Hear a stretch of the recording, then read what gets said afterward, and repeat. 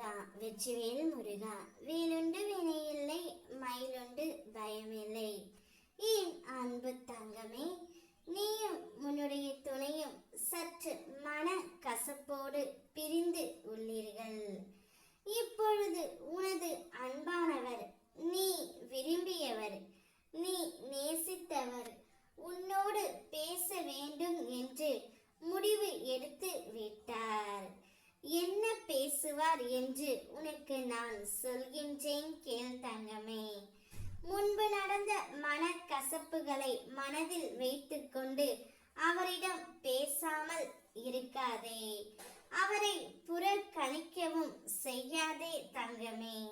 அவர் உன்னிடம் வந்து பேசுவார். அப்பா, நான் முடிவு எடுத்து விட்டேன். இன்னும் சற்று நேரத்திலே அவர் உன்னுடன் வந்து உன் வீட்டு வாசலில் உனக்காக தவம் இருக்க போகின்றார். தான் செய்த தவறை உணர்ந்து அவர் உன்னிடம் மன்னிப்பும் கேட்பார். அப்பொழுது அந்த மன்னிப்பை நீ ஏற்றுக்கொள்ள வேண்டும்.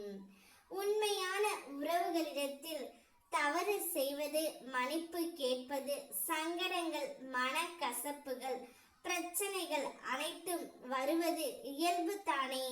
அவற்றையெல்லாம் நீ புரிந்து கொண்டு உன் வாழ்க்கையை கடக்க வேண்டும் செல்லமே. தவறுகள் செய்யாத மனிதர்கள் இவ்வுலகில் இல்லை. தவறுகள் செய்வது இயல்பு தான். அதை புரிந்து கொண்டு உணர்ந்து கொண்டு மன்னிப்பு என்ற வார்த்தையை மனதார கேட்டால் அவற்றை நாம் ஏற்றுக்கொள்ளத்தான் வேண்டும்.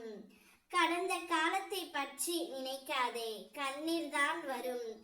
எதிர்காலத்தை எதிர்பார்க்காதே, ஏக்கம்தான் வரும். இந்த நிமிடம், இந்த நொடி, இதுதான் உண்மை. அதை அனுபவித்து வாழ் தங்கமே. நீ அவரை பற்றி ஒரு நொடியும் நினைக்காமல் இல்லை. அவரும் அப்படித்தான் உணர்கிறார். நீ அவருடன் சீரும் சிறப்புமாக மகிழ்ச்சியாக வாழ வேண்டும் என்பதே இந்த முருகன் அப்பாவின் ஆசை. ஒருவர் ஒரு தவறு செய்து மன்னிப்பு கேட்டால் நாமும் அவரை மனதார மன்னித்து அந்த மன்னிப்பை ஏற்றுக்கொள்வதே நம்முடைய வாழ்க்கைக்கு சிறப்பாகும்.